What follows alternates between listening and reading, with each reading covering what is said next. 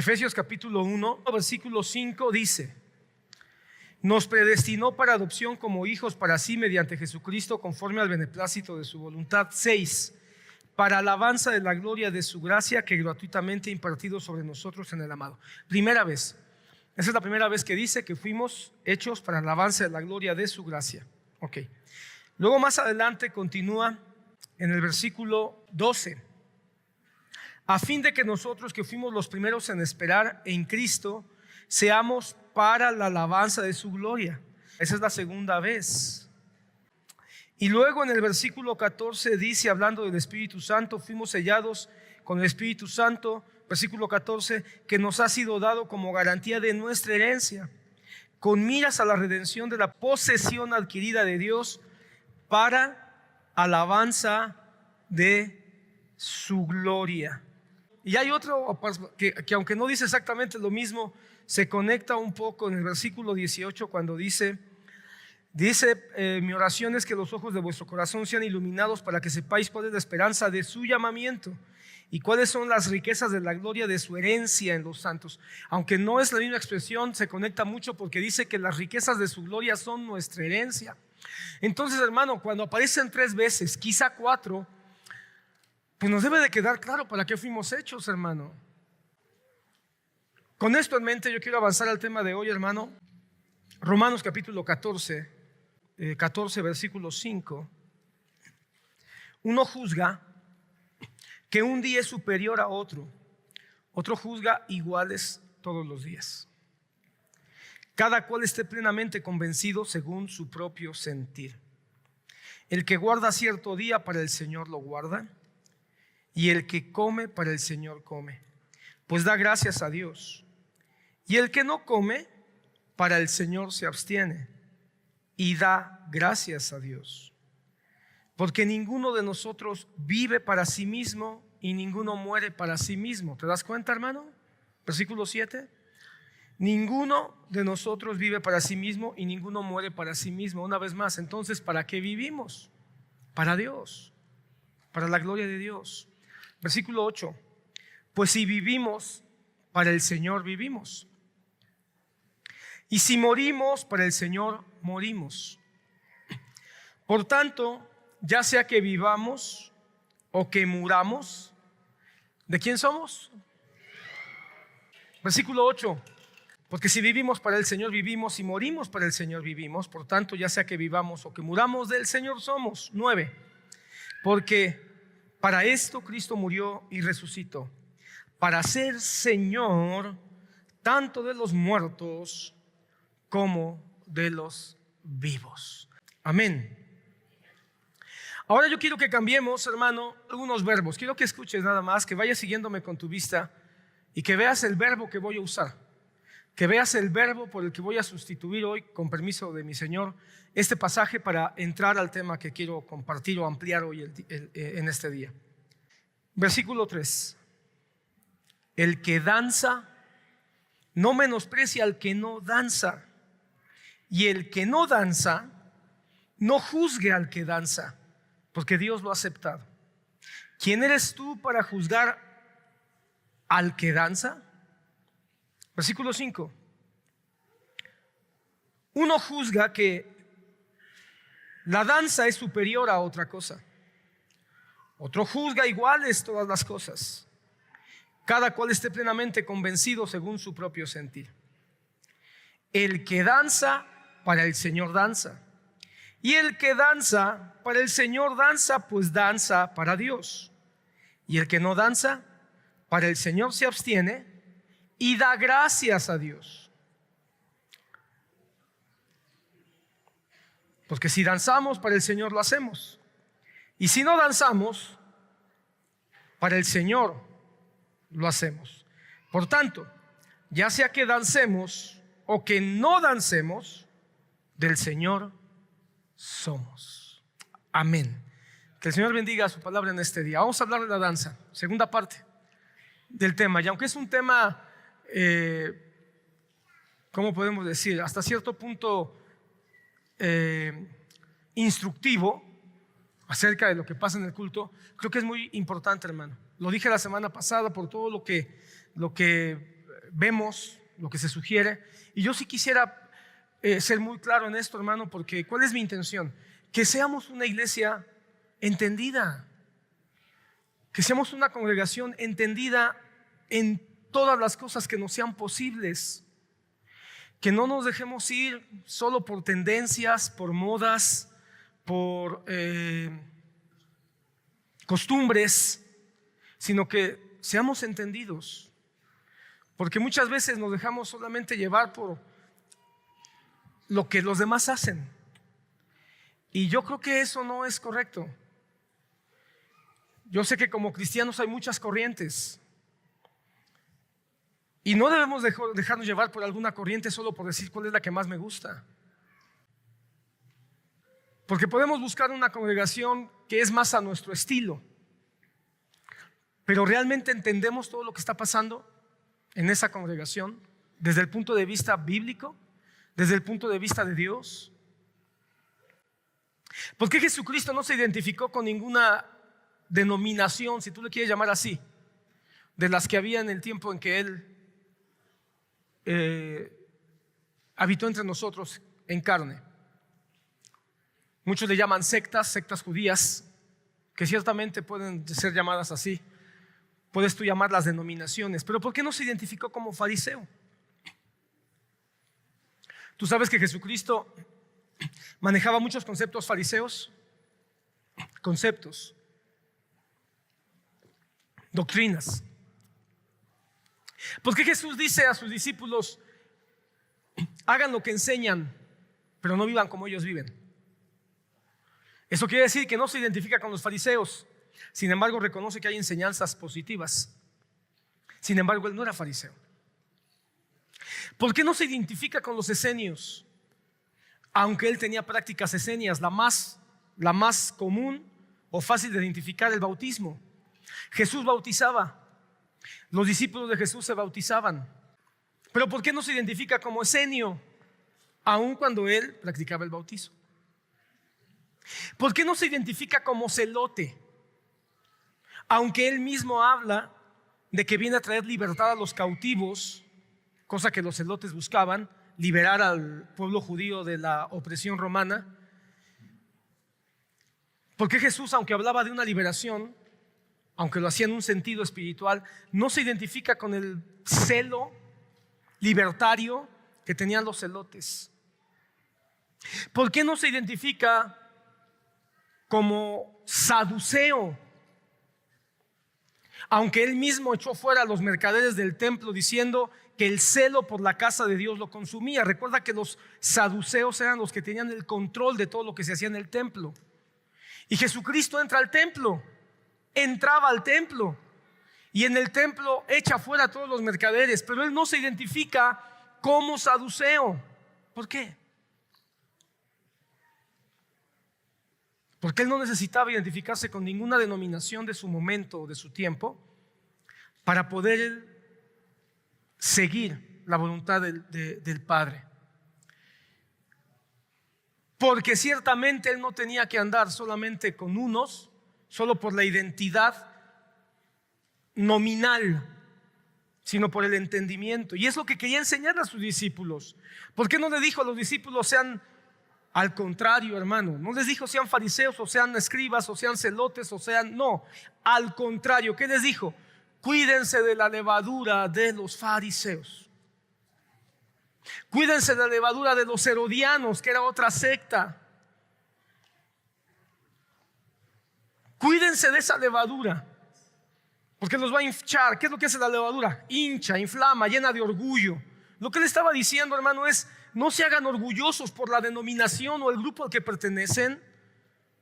No sean más orgullosos de llamarse, no sé cuál tal denominación, la que tú quieras. Eso no debe hacer sentirse orgullosos.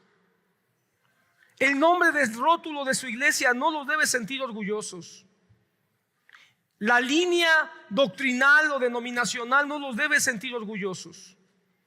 Cuídense de esa levadura. Lo que ustedes deben de conducirse es ¿por qué? Por la palabra de Dios. Eso es lo que los debe de regir. Así que, hermano, muchos incluso hasta por emoción, muchos se hacían fariseos por emoción o por intereses políticos inclusive. Otros se hacían celotes quizá porque estaban buscando realmente una satisfacción de su propio resentimiento. En otras palabras, las emociones muchas veces movían a aquellos que se hacían de tal o cual denominación judía. Pero Jesús dice, no, que no sea la emoción, que no sea nada más porque me gusta. A lo mejor muchos se hacían celotes porque querían andar armados, y ser celote los justificaba para traer una daga escondida todo el tiempo. ¿Qué tiene esto que ver con la danza? Que la danza no debe ser nada más un asunto de denominación. ¿Por qué danzan? Porque somos pentecostales. ¿Solo por eso? ¿Por qué danzan? Porque somos carismáticos. ¿Solo por eso? ¿Por qué danzan? Pues porque en la iglesia siempre se ha danzado. ¿No debería haber un entendimiento? Lo mismo puede pasar, hermano, con un montón de cosas que hacemos. ¿Por qué usan vino y no jugo de uva?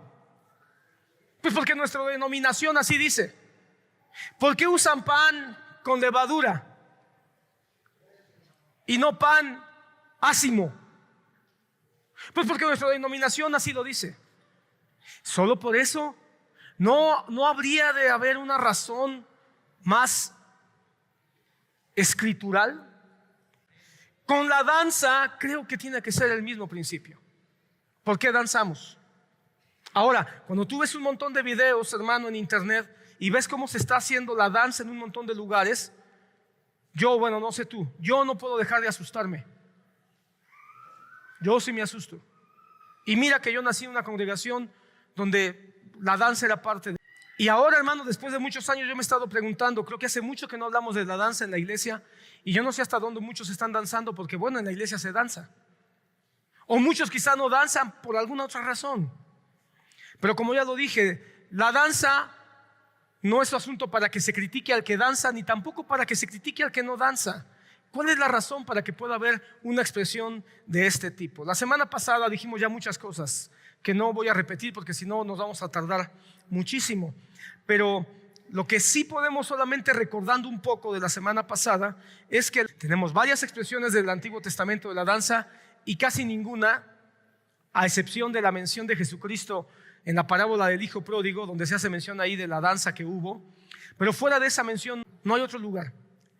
En la tradición israelita, hablando del Antiguo Testamento, la danza, hermano, era un medio muy constante, muy común, muy legítimo de expresar alegría.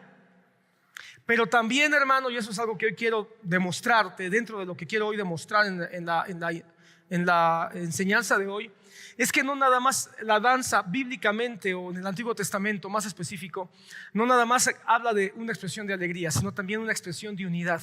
¿Qué significa? Que con la danza no nada más se tenía o se buscaba demostrar el gozo que había en el corazón, sino también la unidad que había como un pueblo. Para los israelitas la danza es un mensaje de unidad como pueblo. Los israelitas usaban la danza en múltiples momentos. Por ejemplo, celebraciones sociales como las bodas. También usaban la danza para celebrar las victorias militares. También usaban las danzas para momentos de júbilo alrededor de celebraciones religiosas. Hasta el día de hoy, hermano, el pueblo judío tiene esta herencia de la tradición propia de su cultura a través de las expresiones de la danza. La escritura, hermano, contiene menos de 20 referencias a la danza en toda la Biblia. Hay menos de 20 referencias a esta expresión. Son 20 por lo mucho, hermano. Eso ya nos dice algo, que es un tema que no es medular, pero que vale la pena hablarlo cuando uno ve lo que está pasando en la iglesia cristiana del siglo XXI. Cuando seguramente muchos de ustedes pueden tener la pregunta, ¿es bueno o es lícito danzar o no es lícito danzar? Quizá muchos de ustedes han crecido en una herencia cristiana donde la danza es común y para ustedes es común, es parte de ustedes. Pero quizá muchos de ustedes vienen de una congregación o de una denominación donde la danza no era parte de eso y quizá la ven con recelo y quizá la ven con reserva. Y las dos posiciones, hermano, pueden ser el producto de una herencia denominacional, no necesariamente bíblica. Entonces hoy vamos a acercarnos, hermano, con mucho juicio, con mucha autocrítica, pero también con una posición que yo tengo como predicador para poder hablar de este tema. Por lo tanto, hermano, otra cosa que también dijimos la semana pasada es que la danza en sí misma no es espiritual. La danza no es espiritual, hermano, en sí misma, igual que levantar las manos. Entonces, estas son sencillamente expresiones del cuerpo en un contexto. El contexto es lo que puede ser espiritual o no. Pero el simple hecho de danzar en una iglesia no te hace más espiritual, pero tampoco te hace menos espiritual. Es sencillamente una demostración emocional, por lo que no podemos llamarla mala ni buena. No, a veces quisiéramos nosotros, somos tan simplistas, hermano, que quisiéramos que las respuestas fueran blanco o negro. Y no puede ser así, hermano. Pastor, ¿es bueno danzar? Es que no es tan simple. ¿Es malo danzar? Es que no es tan simple.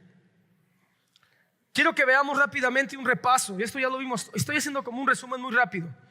Un repaso de las pocas veces que se menciona la danza en la Escritura. Jueces capítulo 11:34, Jueces capítulo 11:34 nos dice que la hija del juez Jefté, cuando su padre vino de la victoria, ella salió a recibirle con pandero y danzas. Y fíjate que esa danza fue una danza de mucho júbilo por la victoria, fue una danza de victoria, se había ganado la guerra contra la opresión del enemigo. Jefté fue y mató a este opresor que los tenía bajo yugo, lo mata y cuando regresa su hija sale. Pero esa fue una danza que le causó dolor a Jefté. Si tú lees la historia, dice que Jefté, cuando ganó la victoria, le hizo una promesa a Dios y le dijo: Dios, si tú me das la victoria, la primera persona que salga a recibirme la voy a sacrificar como una ofrenda a ti. Y que la primera que salió fue su hija bailando y danzando. Así que ese baile no fue un baile, para la hija de Jefté fue un baile de gozo y de alegría, pero para Jefté fue un baile de gran tristeza. Ok. En Jueces 21, capítulo 19, 23. En Jueces 21, capítulo 19, 23, es el pasaje, ese pasaje extraño para mí, hermano, un pasaje de esos pasajes que son perturbadores en la Biblia, donde dice que un grupo de muchachas salieron a bailar y estando bailando, los benjaminitas las espiaban y empezaron a seleccionarlas, a escoger entre ellas, y en un momento arremetieron contra ellas, las secuestraron, se las llevaron a sus casas, las violaron y se casaron con ellas. Ese fue también un baile muy triste al final, porque salieron a bailar las chicas felices y al final terminaron secuestradas. Éxodo 32, 19 es otro pasaje triste, porque es el baile del pueblo ante el becerro de oro. Están danzando ante un becerro de oro, que el propio sacerdote, mira qué tremendo, el propio sacerdote Aarón fundió a petición del pueblo. Qué terrible que el líder espiritual haya sido el que propició la idolatría y usó la danza como un instrumento de idolatría en un culto que era supuestamente a Dios. Desde mi punto de vista, hoy siguen habiendo muchos líderes que promueven la idolatría dentro de las congregaciones y pueden estar usando la danza para ese propósito, aunque usted no lo crea. Y no lo digo porque me lo estoy imaginando, lo digo porque he sido testigo de eso. En Primera de Reyes capítulo 18, otro capítulo donde la danza no es muy positiva, vemos una vez más una danza ante los ídolos, esta vez de los profetas de Baal, que están danzando ante su ídolo buscando el favor, y esta danza se convierte en una danza macabra, porque no nada más están danzando, sino están dañando su cuerpo, lacerando su cuerpo con espadas para buscar el favor de su Dios falso. ¿No te parece que estas son las danzas que ocurren en la Basílica de Guadalupe cuando la gente llega con las rodillas sangrantes? Son danzas, hermano, donde se flagelan en Semana Santa, ahí en varios pueblos de México, uno de ellos Tasco, donde se flagelan encapuchados, hombres encapuchados, se flagelan las espaldas mientras van danzando por las calles de Tasco. Jeremías 31:13 cambia un poquito el tono, gracias a Dios, ¿verdad? No todas las danzas en el Antiguo Testamento son danzas con una connotación tan oscura. Jeremías 31:13 habla ya como una promesa de lo que viene, y el profeta dice: entonces la virgen se alegrará en la danza, los jóvenes y los viejos juntamente. Cambiaré su lloro en gozo y los consolaré y los alegraré de su dolor. Ahora Jeremías habla de cómo será la expresión del pueblo de Dios cuando se manifieste el Mesías. Cuando el Mesías esté entre nosotros, dice Jeremías, entonces los jóvenes se alegrarán, los viejos se alegrarán, no habrá divisiones, no serán los jóvenes a un lado y los viejos por el otro, sino serán un solo pueblo unido. Ya no habrá más lloro a causa de la destrucción del pueblo, a causa de la muerte, sino que ahora habrá consuelo. ¿Y cómo se va a manifestar esa unidad y ese consuelo? A través de la danza unida, porque la danza habla de alegría. En el Salmo 30:11 el salmista dice: has cambiado mi lamento en baile, desataste mi cilicio y me has llenado de alegría. Este salmo, hermano, aunque no está hablando precisamente de una danza en el culto, sí está hablando de un cambio en la vida. Está haciendo una comparación el salmista diciendo: así como el que está alegre danza, y es tanta su alegría que tiene que expresarlo con su cuerpo, de esa misma manera está mi espíritu vibrante ante la certeza de que tú me has rescatado. Amén. Eclesiastés 3:4 dice: hay tiempo de llorar y hay tiempo de reír, hay tiempo de hacer luto y hay tiempo de bailar. El predicador nos dice: ten equilibrio, ten equilibrio. ¿Eso qué sería en términos de lo que estamos tratando de aprender hoy? No todo el culto es danza, danza, danza, danza, danza, danza. Ni tampoco en todos los cultos tiene que haber siempre danza. Recuerda al predicador: hay tiempo de danzar, sí, pero hay tiempo donde habrá que cantar puros cantos de endecha, de arrepentimiento. Tan malo es solo estar porque también hay quien piensa que los cultos deben ser solo llorar, llorar, llorar, llorar, llorar, llorar. No es nada más venir a llorar. Habrá momentos donde habrá que llorar porque hay prueba, porque hay persecución, porque hay peligro, porque hay acechanza, porque hay pecado. Pero habrá también cultos donde habrá que reír, donde habrá que levantar las manos, saltar y danzar. ¿Hasta dónde en muchos cultos cristianos están con la música, tratando de bajar los niveles de conciencia para después la iglesia termine aceptando cualquier herejía y cualquier estupidez que el predicador en turno diga? Y ahí están muchos de ustedes viendo sus cultos y diciendo: ¿por qué en la iglesia no se danza más? O quizá algunos diciendo: ¿por qué en la iglesia no se llora más? Es que hay tiempo de llorar y el propio Espíritu te moverá a ti a llorar. Y habrá quizá otros cultos donde tenemos muy claro que es tiempo de gozo y de alegría. Marcos 6:26, hermano, otro capítulo nefasto de la danza sensual de Herodías, esta muchacha de la hija de Herodías, que danza ante el rey Herodes y lo dejó tan hipnotizado con su danza. Llamó tanto la atención esta muchacha que danzaba con movimientos muy llamativos, que terminó pidiendo, al final le dijo el rey: ¿qué pides? Te voy a dar lo que tú quieras, porque tu danza fue tan bonita, tan espectacular, tan atractiva. ¿Qué quieres? Y pidió la cabeza de un ministro, pidió la cabeza de un ministro, pidió la cabeza de un profeta, de Juan Bautista. Pues me parece, discúlpeme usted, hermano, si te sueno muy fuerte, muy rudo, pero me parece que hoy hay muchas jovencitas, muchas doncellas, jóvenes o adultas, que están bailando, llamando la atención en los cultos, haciendo que la gente ponga más atención en sus bailes que en Cristo, haciendo creer a la iglesia que es más importante los grupos de danza que la palabra de Dios.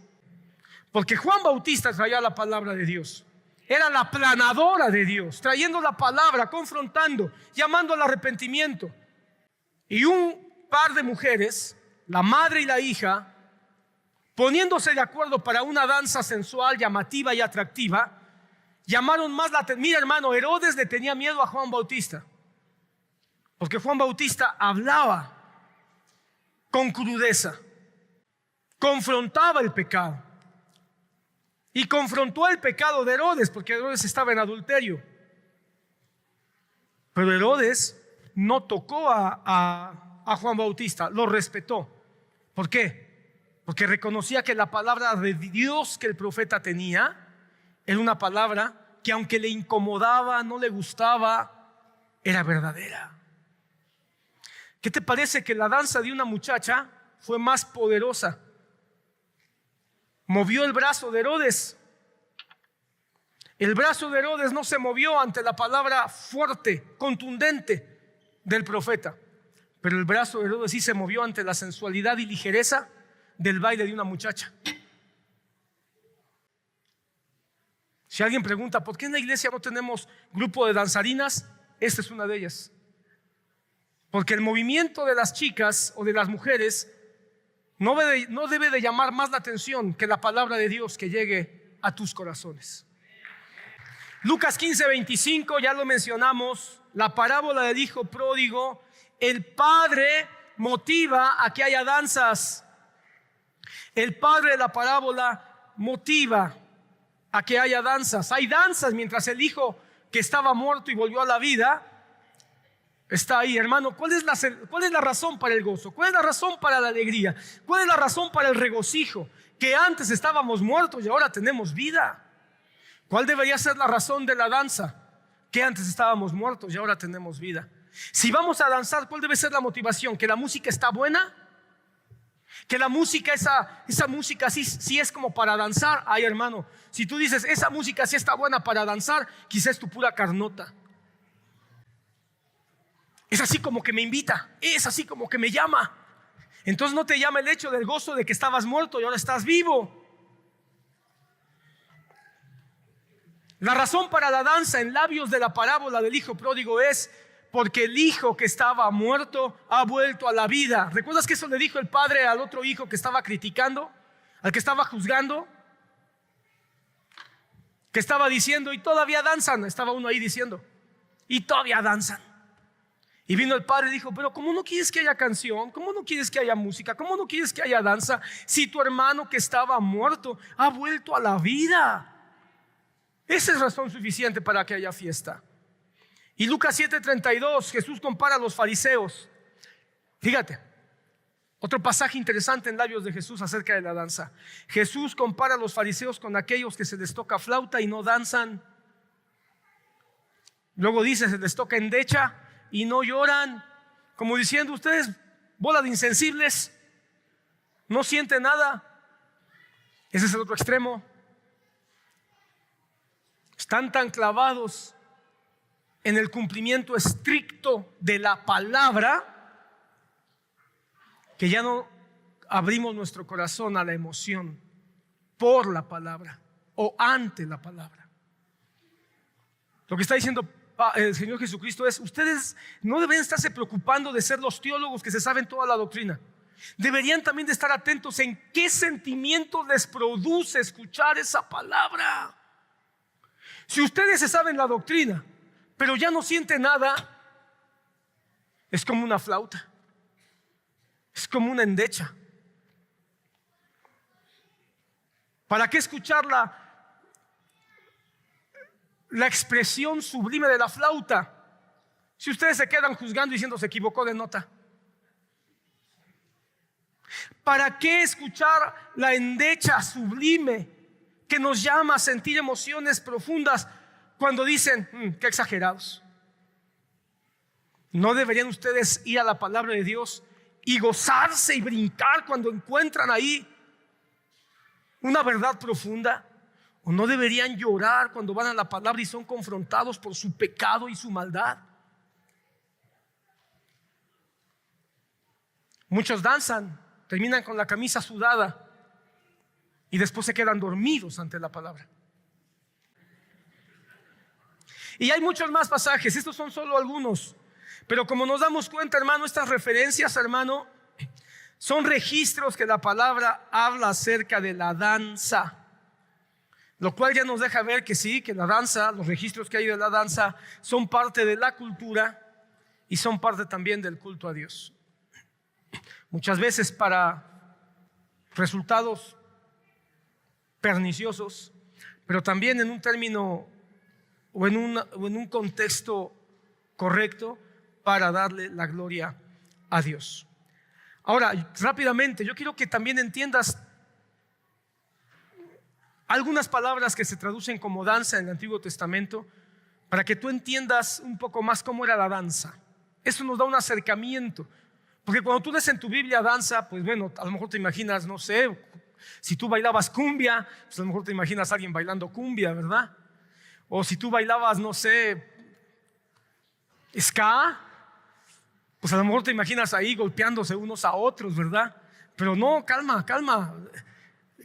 ¿Cómo era más o menos el entendimiento de la danza? Bueno, para eso nos van a ayudar ver estas palabras en el Antiguo Testamento. Son varias. La primera de ellos, mahaló. Mahaló. No sé si llegó mi presentación. Bueno, no mi presentación. Llegó esto a los hermanos de allá. Pero bueno, si no, así como suena, mahaló. Esta palabra hebrea se refiere directamente a la expresión a través de danzas o bailes, movimientos del cuerpo acompañando la música. Esta es lo que quiere decir mahaló, especialmente en contextos festivos. La palabra mahaló la vas a encontrar mucho en estos contextos de fiesta. Responde la palabra mahaló al movimiento natural que el cuerpo hace al ritmo. ¿Alguna vez te has encontrado moviendo el pie debajo de la mesa cuando está sonando una canción por allá? Bueno, estás respondiendo al ritmo. El mahaló quiere decir a una danza que responde al ritmo. Ok. A menudo, aunque no significa directamente esto, a menudo haciendo círculos. Ahorita voy a hablar un poco más de eso. En Jueces capítulo 21 aparece esta palabra. ¿Cuál es este pasaje? Cuando las doncellas salieron a bailar y los benjaminitas se las llevaron. La palabra que ahí aparece es las doncellas salieron al campo a mahaló. ¿A qué? A danzar, a bailar al ritmo de la música. Es decir, había música, no sé si llevaron algunos músicos por ahí, pero había música y ellas estaban respondiendo de manera rítmica al movimiento, al sonido de los instrumentos. Es muy probable, y de hecho creo que sí lo dice el pasaje, que había un festival. Algunos creo que apuntan que era el festival de la vendimia, es decir, era el festival donde las doncellas salían a bailar y a machacar las uvas. Entonces había una fiesta de por medio que provocaba el júbilo y la celebración. Ok.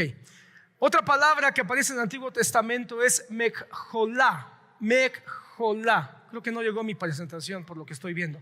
Pero mejolá. Esta palabra es una palabra compuesta. Espero no hacerte bolas, hermano. La palabra mejolá es una palabra compuesta de otras dos palabras. La primera es kalal, que significa terminar o completar algo. Y la otra es machol, de la cual vamos a hablar un poquito más. Es importante esta palabra, machol o majol. que significa torcedura o giro. Torcedura o giro. Por lo tanto, estas dos palabras, cuando se combinan en la palabra mejolá, se refiere a una danza circular. Una danza circular. Ahora, ¿qué significan los círculos? Porque una danza circular se refiere a un grupo de personas que se tomaban de las manos y bailaban haciendo un círculo. Esto es bien bonito, hermano. Porque ¿cuál es el simbolismo por lo cual los judíos tienen tantos bailes en corro? Esto es el corro. El corro es específicamente el baile tomados de las manos en círculo. ¿Sabes por qué es tan importante en la iglesia judía? Porque tenía un mensaje, y el mensaje era: somos uno solo. Así como Dios es uno solo, nosotros, su pueblo, somos uno solo. Somos un solo pueblo.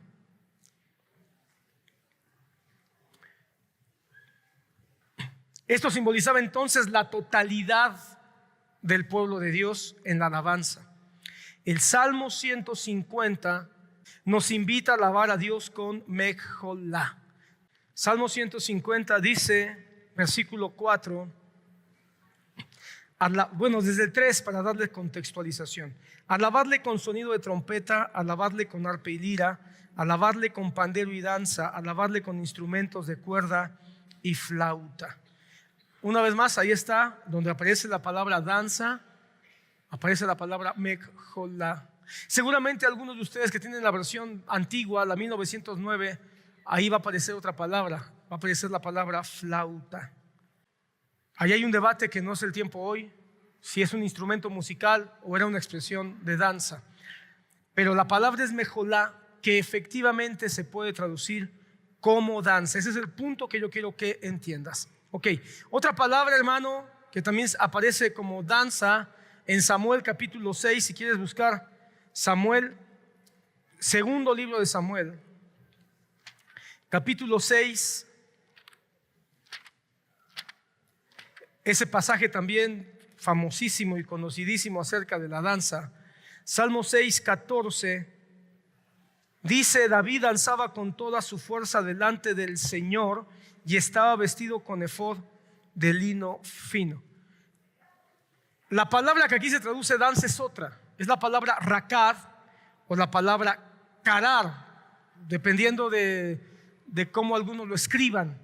La palabra rakad o la palabra karar implica un movimiento vigoroso o animado, un movimiento vigoroso o animado por supuesto, con el cuerpo.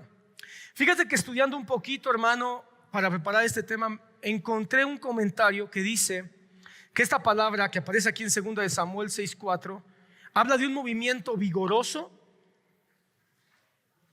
con la parte inferior del cuerpo. Con la parte inferior del cuerpo. Eso implica algo más cercano al salto, al brincar, dentro de la danza. Yo sé que muchos han escuchado, y hay cosas, hermano, que por tradición ya las traemos. Quizás algunos ya pasaron tantos años que algunos no saben ni de qué voy a hablar, pero quizás muchos han aprendido que esta palabra que aquí aparece significa remolinear. Bueno, pues ¿qué crees? Que la palabra remolinear no existe en la Biblia. La palabra karar ni siquiera significa girar. Si hay una palabra que se acerca un poco más al giro, sería la palabra mejolá. Porque una de sus palabras, recuerda que es una palabra compuesta, significa torcer o girar. La palabra mejolá. Eso estaría más cerca de hablar de un baile en giro que la palabra karar. La palabra karar tiene más acercamiento con saltar o con brincar. ¿Eso qué significa? Que David cambia tu mente, hermano. Aquí te voy a pedir que cambies tu mente, porque seguramente muchos de nosotros crecimos, muchos no, muchos son jovenzuelos, chamacuelos, pero muchos de nosotros crecimos con el pensamiento de que David iba girando. Sin embargo, yo, hermano, mirando, ese es mi pensamiento. No pienses que lo cambio yo porque quiero, lo cambio a través de lo que voy descubriendo. Y cuando miro que esta palabra tiene más que ver con un movimiento vigoroso, ¿sí?, animado, Pero muchos comentarios dicen, o algunos comentarios dicen que era con la parte baja del cuerpo, es decir, las piernas, lo que implica un salto. Entonces es más cercano la imagen de un David que iba avanzando con el sonido de la música, al ritmo de la música, con grandes saltos, con grandes saltos. Y eso tiene mucho más sentido, hermano, porque cuando uno va saltando puede avanzar. Cuando uno va girando, uno puede terminar hasta tropezándose porque no sabe ni siquiera a dónde se dirige. Así que tiene para mí mucho más sentido pensar en un David que iba danzando, pero iba saltando.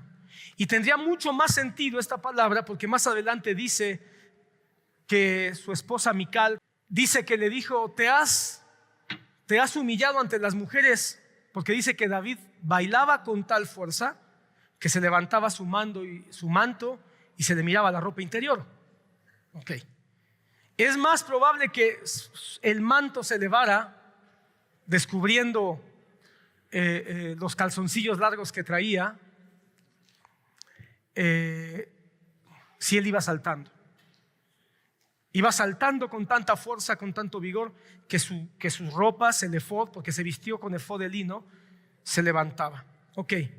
Entonces, hermano, ¿y qué estaba haciendo David? ¿Qué es lo que me interesa? Estaba celebrando el regreso del arca del pacto. Yo he escuchado a algunos que dicen, pero es que él no estaba danzando en el templo. Por eso, ok, David danzaba, pero no estaba danzando en el templo. Por eso no debe haber danza en el templo, porque David no estaba danzando en el templo. Bueno, mi pregunta es, ¿dónde estaba el templo? No había templo. No había templo. Así que David no podía danzar en el templo porque no había templo. El templo lo construyó Salomón mucho tiempo después. Así que David, ¿por qué estaba danzando? Porque estaba feliz de estar con Dios. Estaba feliz de que Dios estaba mostrando su gracia, su misericordia al venir, al estar con su pueblo. ¿Para qué danzamos? ¿Por qué danzamos? Porque tenemos gozo y alegría de que Dios está en medio de nosotros. Eso justifica una danza. ¿Por qué podemos saltar, quizá brincar? ¿Por qué levantamos nuestro cuerpo cuando danzamos? Porque Dios está entre nosotros. Si esa es la motivación, estamos muy cerca del corazón de David, hermano. Pero cuando danzamos, no sé, porque puede haber muchas razones por las que uno baila en la iglesia. Porque la música me gusta, lo cual no está mal, la música nos debe de gustar, pero no debe ser la motivación principal. Para que nos vean, que también puede ser una motivación. Pero si Dios está aquí, yo digo: Señor, tú estás conmigo. Señor, qué bendición que hoy puedo respirar y puedo estar donde tú estás. Amén. Entonces era una danza exuberante de alegría porque Dios estaba con él. Otra palabra que parece que se traduce danza es tafat. Así como suena, tafat, T-F-A-T, tafat. Y tafat, hermano, implica una danza rítmica, es decir, va al sonido, no nada más de la música, sino del ritmo específicamente de la misma. Está asociada al golpeteo de los tambores. La palabra tafat es una danza que pudiera considerarse la marcha dentro de este tipo de danza. Por supuesto no es marcha, pero donde el sonido de los tambores es lo que va marcando el tipo de movimiento que se está haciendo. ¿Sabes dónde aparece esta palabra? En Éxodo capítulo 15, versículo 20, que es otro pasaje que yo te quería mencionar. Miriam danzó. Capítulo 15, vamos a verlo rápido. Capítulo 15 de Éxodo 15, 20. Y Miriam, la profetisa, hermana de Aarón, tomó en su mano el pandero y todas las mujeres salieron tras de ella con panderos y danzas. Nota, dice la profetisa. Y alguien dirá: pastor, entonces hay profetisas. Bueno, hay que entender que la vida tiene continuidad y descontinuidad. No me voy a meter en ese tema. Pero ¿sabes qué implica que Miriam era profetisa? ¿Sabes qué implica? Que escuchaba la palabra de Dios. No nada más era una mujer de 80 años, hermano, que le gustaba bailar era una muchacha de 80 años dedicada a escuchar la palabra de Dios, hermano. Pero dice que tomó el pandero en sus manos y todas las mujeres salieron tras de ella con panderos y danzas. No salieron siguiendo a una danzarina. No salieron siguiendo a una danzarina. Salieron siguiendo a una mujer que amaba y conocía y hablaba la palabra de Dios. Lo que hacía Miriam, una líder, no es que bailaba, no es que tenía un pandero, es que conocía y amaba la palabra de Dios y la hablaba. Por eso esa expresión. Ahora, ¿cómo es que empezaron a bailar todas las mujeres? Porque ella tenía un pandero. Así que empezó a sonar el pandero. ¿Con qué ritmo? No lo sé. Pero empezó a sonar el pandero y todas comenzaron a moverse al sonido del pandero. Esa era el tafad, una danza rítmica al sonido de los tambores. Ok.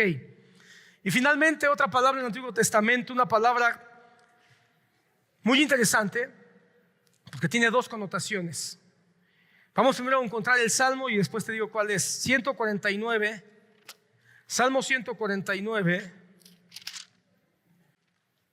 Para mí es muy interesante que los dos capítulos más importantes de la expresión musical y la danza que tiene el libro de los Salmos, son el Salmo 149 y el 150, utilizan dos palabras diferentes para la danza.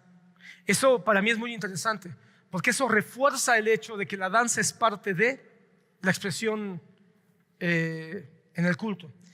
149, versículo ¿cuál? Versículo 3. Alaben su nombre con danza, cántenle alabanzas con pandero y con lira. Bueno, la palabra que aquí aparece es la palabra halal. La palabra halal. Y la palabra halal, ¿qué crees, hermano? Significa sonido claro. También se traduce como alabar. Muchas palabras que tú encuentras en el Antiguo Testamento que se traduce alabanza o alabar, usan esta expresión, halal. Pero esta expresión halal en esta connotación donde significa danza, connota un movimiento de alegría a través del cuerpo que se expresa de manera clara. Es decir, es una danza ordenada, es una danza que no deja dudas de que esa danza es para Dios. No es confusa, no es sensual, no es inmoral. Claramente es una danza que habla de pureza porque es para Dios. Bueno, de estas palabras, hermano, mahalo, makol y mejolá están entrelazadas de manera directa con el pensamiento de hacer un círculo. Danzar en círculos es una tradición muy propia de la cultura judía y también de otras culturas mediterráneas, la cultura griega, la cultura turca. Son mucho de este tipo de bailes en corro, donde hablan de hacer círculos con las manos. Es una práctica de danza muy desarrollada dentro de estas culturas y que viene de este pensamiento bíblico, de estas palabras mahaló, mahol o machol y mejolá, que en un momento este tipo de danzas hablan de hacer círculos. Esto, hermano, es donde viene la expresión de lo que significa un corro. La palabra corro no la vas a encontrar en la Biblia, hermano. No existe la palabra corro. Esa es una palabra latina. Pero en términos latinos, un corro son los bailes precisamente donde varias personas hacen un círculo para hacer un tipo de baile. Este tipo de baile, hermano, es muy propio de la cultura judía, no es propio de la cultura occidental. Los occidentales, hermano, no tienen ese tipo, no es muy común ese tipo de bailes ni en Europa ni en América. No vas a encontrar, sencillamente es muy complicado, muy difícil que encuentres este tipo de bailes. Creo que más que pensar en el tipo de baile, hay que pensar en lo que significa. Ya lo dije antes, simboliza unidad, simboliza unión, simboliza ser uno solo. Y eso es lo que deberíamos de entender cuando la iglesia baila o danza, que danzamos para Dios. Y cuando estamos delante de Dios somos un solo pueblo. Ese tipo de bailes, hermano, eran muy comunes en las fiestas como el Sukkot, como la Simchat Torah. Esta fiesta, hermano, la Simchat Torah es una fiesta bien interesante, no es bíblica, pero es una fiesta que surgió en la Edad Media, donde se hacía una fiesta a la Torah, a la ley. ¿Y sabes qué es lo que acostumbraban a hacer? Corros y ponían la Torah al centro, la Biblia, la palabra de Dios al centro, y al centro todos bailando. Esto es bien interesante porque es poner a la palabra de Dios como la razón de nuestra alegría, la razón de nuestra expresión, la razón por la cual nosotros dejamos que nuestros sentimientos afloren a través de una expresión como puede ser levantar las manos o la danza. Y todos se unían formando un círculo diciendo: el centro es la Biblia, el centro es la Torah, el centro es la palabra de Dios, porque la palabra de Dios es la voz de Dios. Una vez más, la unidad, la alegría compartida y la conexión con Dios mismo a través de estas expresiones. Lo que algunos de ustedes llegaron a ver, gente corriendo alrededor de los auditorios, eso no es un corro, eso era un relajo. Pero ¿a quién no le gusta el relajo? Por eso no es un corro, ni siquiera es una danza. Llegamos a ver excesos, hermanos, donde en esos trenecitos terminaban en coleadas. Ahora, vamos a provocar al corro. Yo digo, tampoco es necesario, porque no se trata de estimular algo solo por provocarlo. El corro habla de unidad, sí, pero mejor busquemos la unidad dejando de criticarnos, dejando de juzgarnos, amándonos los unos a los otros, apoyándonos los unos a los otros. Y si en el tiempo de expresión se llega a dar un corro de manera espontánea, bueno, no pasa nada. Cada una de estas palabras hebreas que ya estudiamos, hermano, que ya vimos, habla de un matiz diferente que la danza puede tener para la adoración a Dios o que tenía en el Antiguo Testamento. Ya sea con movimientos haciendo círculos como el mejolá, salto como el rakad que hizo David. Entonces, hermano, la danza es una expresión de alabanza, de alegría y de gratitud a Dios. Es un acto de amor y de devoción que podemos nosotros introducir en nuestros cultos, sí. Pero para eso tenemos que entrar ahora a una reflexión final acerca de la iglesia. Una vez más, aunque ya hablamos de esto un poco la semana pasada, déjame entrar otra vez. En la iglesia, a lo largo de la historia, tenemos que reconocer que no siempre se ha practicado la danza ni ninguna de otras cosas de la misma manera. La iglesia no ha sido ortodoxa a lo largo de toda la historia, hermano. Han habido cosas que han ido ajustando dependiendo de los tiempos. Mi hermano, la Santa Cena que acabamos de practicar, yo no sé cómo tú concibas la Santa Cena, pero ¿será que en todas las congregaciones hoy las hacen como lo acabamos de hacer? Yo creo que no. Ahora, ¿será que al principio, en los siglos 1, 2 o 3 de la iglesia, de la historia de la iglesia, hacían la Santa Cena como la hacemos nosotros? Yo creo que no. Entonces, hermano, ¿cómo hacían la Santa Cena en el siglo 1, el siglo 2, siglo 3? Habría que investigar. Pero significa que como lo hacían ellos, ¿era mejor o peor a como lo hacemos nosotros? ¿O sencillamente era diferente? Pero el centro era el mismo. ¿Cuál? Recordar el memorial ¿de qué? De Cristo muriendo en la cruz. Al parecer, hermanos, según lo que vemos en Corintios capítulo 11, ya estamos hablando de por ahí más del año 50 después de Cristo, la Santa Cena la celebraban en una mesa, todos sentados, igual o muy semejante a como lo hizo Jesús en el aposento alto, todos sentados. Y no nada más había pan y vino, había más comida. Ponían ahí, por eso dice que no tienen para comer en sus casas, Porque parece que comían lechón, no sé si lechón bueno, muy seguramente borregos, pescado quizá. Entonces, bueno, si así lo hacían ellos, bueno, ¿por qué no nos traemos también unos romeritos y una pierna cada domingo que haya Santa Cena?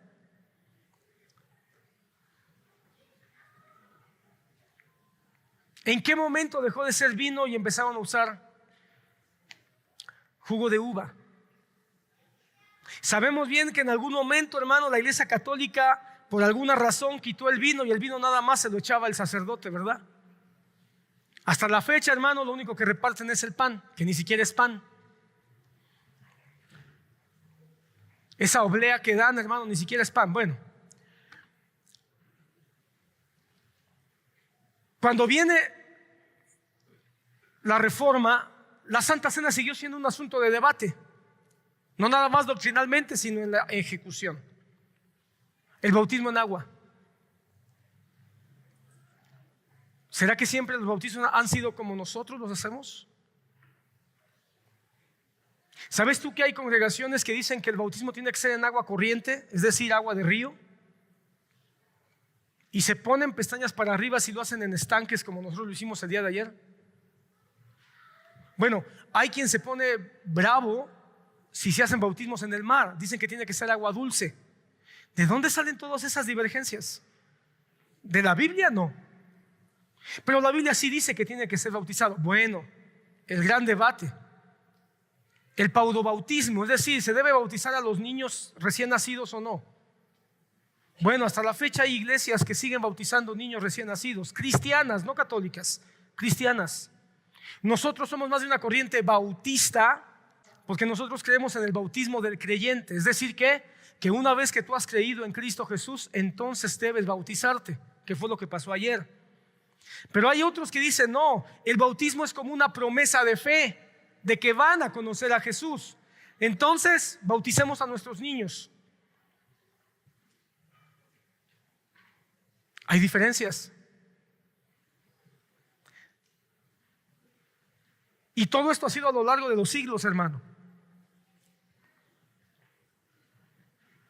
Bueno, hay quien piensa hoy que los cultos deberían de hacerse con las sillas en círculo alrededor del estrado. Y hay movimientos hoy que están surgiendo que son así medio hippies, digo yo, que se sientan en el suelo, donde cada quien lleva su silla, lleva su butaca, llevan su tapetito, ¿verdad? Unos están sentados, otros están hincados, otros están acostados. Bueno, yo digo, yo eso no lo entiendo, ¿verdad? No lo entiendo porque pienso que hay más distracción. Pienso que un auditorio donde todos están poniendo atención a la palabra en un mismo sentido, pero bueno, hay quienes entienden algunas cosas de manera distinta. Con la música ha pasado lo mismo, hermano.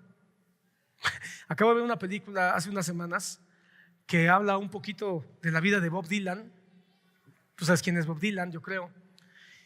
El único cantautor que ha ganado el premio Nobel, cosa muy extraña.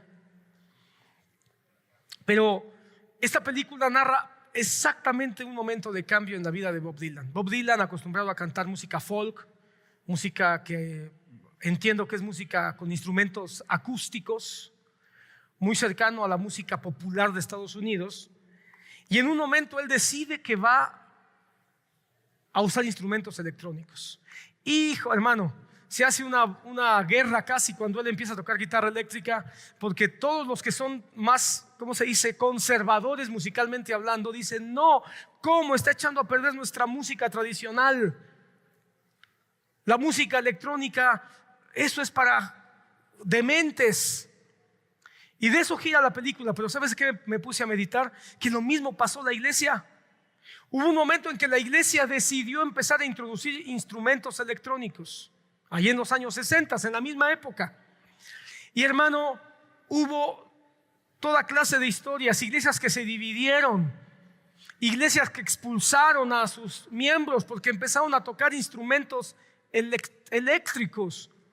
Hermanos, se escuchaban hoy para ti, ustedes ya que vienen al Señor, ya después de todas esas batallas y luchas y revoluciones que hubo, ya ven la batería en el estrado, hermano, y ya dicen, es una batería, son tambores. Hubo momentos donde cuando las baterías se empezaron a poner en los estrados de las iglesias, hermano, la gente se levantaba y se salía horrorizada porque se habían puesto los instrumentos del diablo. ¿Cuál es el punto, hermano? Que hay momentos donde las iglesias van avanzando. El problema está cuando avanzan y le pierden el respeto a Dios y a la palabra. Ahí es donde está el problema. Eso mismo pasó con la danza. No hay muchos registros de la danza en la historia de la iglesia. En los primeros tiempos, hermano, sabemos que había canciones, salmos, himnos. Pon atención. Pero no encontramos registros de instrumentos musicales, aunque presumimos que los pudo haber habido. Es decir, están implícitos. Lo que sí sabemos es que llegó un momento que la Iglesia Católica los quitó por completo y solamente metió los cantos gregorianos. Hubo un tiempo, hermano, donde la música en la Iglesia Católica era solo canción, el canto famoso, el canto gregoriano. Okay. Cuando viene la Reforma, Martín Lutero era disruptivo Martín Lutero. Hoy, hermano, admiramos a Martín Lutero y nos encanta Martín Lutero. Quién sabe cómo haya sido tenerlo de pastor, hermano. Ha de haber sido complicado tener a Martín Lutero de pastor. Pero era el hombre que necesitaba la historia para ese momento específico. Pero ¿sabes qué hizo Martín Lutero hablando de que era disruptivo? Dijo, no, yo ya me cansé de que puro canto gregoriano. Esto hay que meterle música. Que ahí empezó a enseñar música porque él sabía música. Y los cultos con Martín Lutero empezaron a tener música, acompañamiento musical. Juan Calvino un poquitito más adelante dijo, no, Martín Lutero, no exageres. Y Juan Calvino dijo, mejor puro canto, no gregoriano, eso sí no. Gregoriano no, porque eso no. Pero hagamos cantos que la gente quiera cantar. Que la gente le guste y siente emoción por cantar, pero como que los instrumentos no. ¿Qué te parece? Siglo XVI, la Reforma surgiendo, y entre los que están capitaneando la Reforma, la música se convierte en un punto de diferenciación. Así que no te asustes de que hay iglesias que danzan y otras no danzan, que otras usan instrumentos de una forma y otros los usan de otra manera. Deja de estarte asustando por eso. Martín Lutero y Calvino también en eso, pero ¿sabes qué? Se respaldaban porque la doctrina era clara para ellos. ¿Sabes por qué? Porque la palabra era el centro, no la música. Cuando la música se convierte en el centro de un culto, ya estamos en graves problemas. La danza entonces, hermano, ha pasado por ese mismo proceso de transformación. La danza ha reflejado un crecimiento espiritual o ayudó a un crecimiento espiritual, pero cuando empieza a pasar los límites, cuando empieza a tomar posesión o posición por encima de la palabra de Dios, por encima de la pureza que tiene que ser a Cristo, entonces la danza se puede convertir en un peligro. La danza tiene que ser un instrumento para la alabanza y la adoración. Debe usarse como un instrumento para las victorias que Dios nos da como hijos de Dios, hermano. No debe de usarse como un instrumento para la autosatisfacción, aunque sea en el culto. La danza a lo largo de la historia, hermano, se ha introducido, ha resurgido en las congregaciones cristianas y es una forma poderosa, es una forma hermosa, porque, hermano, el cuerpo nos lo dio Dios. Y cuando nosotros usamos el cuerpo para alabar a Dios con todo el cuerpo, cuando cantamos, cuando levantamos las manos, cuando saltamos, cuando danzamos, todo el cuerpo dedicado a Dios, es decir, todo yo soy tuyo, Señor. Pero este resurgimiento, hermano, no debe ser una moda, ni guiado por modas. Si vamos a hacer una iglesia que ve la danza como una expresión legítima, hagámoslo. Cuidando no nada más la emoción, sino la motivación. Que la danza exprese alegría, que la danza exprese gratitud, que la danza exprese unidad con el cuerpo de Cristo, que la danza exprese unión con el cuerpo de Cristo, Que la danza en la iglesia entonces, hermano, tome un papel importante en la atmósfera del culto, de unidad, no de show, de adoración, no de espectáculo, de celebración a Dios, no de sensualidad. Que la danza sea entonces una forma también espontánea, libre, que el que quiera danzar lo haga y el que no quiera danzar exprese su alabanza a Dios de otra manera, de tal manera que el que danza no juzgue al que no lo hace y el que no lo hace no juzgue al que también siente en ese momento expresarse con su cuerpo siguiendo el ritmo de la música. La iglesia entonces, hermano, debe ser entendida, y quiero que entiendas esto: no se danzó de manera continua en los cultos hasta terminado el siglo XIX, 1890. Ahí empezaron los primeros vestigios de una danza un poco más estructurada en los cultos. Estamos hablando de poquito más de 100 años. Antes no hay muchos datos, pero después han llegado estos 100 años, ha avanzado, y la danza ha dejado de ser libre, se ha vuelto muy obligada. En muchos círculos, hermanos, tratan de obligar al que danza, y a veces se predica y dice: el que no danza no siente a Dios. Oye, cálmate. ¿Cómo no va a sentir a Dios el que no danza? Y ahí están todos queriendo danzar porque quiero que vean que sí siento a Dios. No, eso ya no es tu corazón. Pero si también hay algo que te mueve a moverte, hazlo con libertad, tampoco lo limites. Porque no danzar no te hace más espiritual, y danzar tampoco te hace más espiritual. No sé si tú sepas quién es A.W. Tozer. A.W. Tozer es un teólogo autodidacta de principios del siglo pasado. Cuando la danza apenas comenzaba a escucharse en el medio evangélico, y él dijo algo acerca de ella: la verdadera adoración es una actitud interior de rendición como una expresión exterior de lo que está ocurriendo en el corazón. Puede incluir gritos de alabanza, danza y cualquier otra cosa que revele la grandeza de Dios. Entonces es una actitud interior de rendición con una expresión exterior de lo que está ocurriendo en el corazón. En la iglesia cristiana actual, la iglesia cristiana del siglo XXI, la iglesia cristiana moderna, la danza continúa siendo un asunto de debate. Algunas iglesias, principalmente las de movimientos pentecostales y carismáticos, han integrado la danza como una forma válida e indispensable de la alabanza a Dios.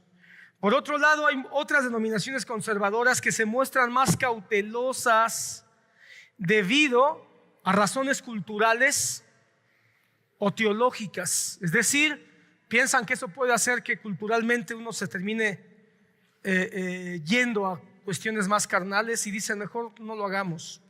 Sin embargo, ninguno de los dos puede prohibir al otro, diciendo que no es bíblico.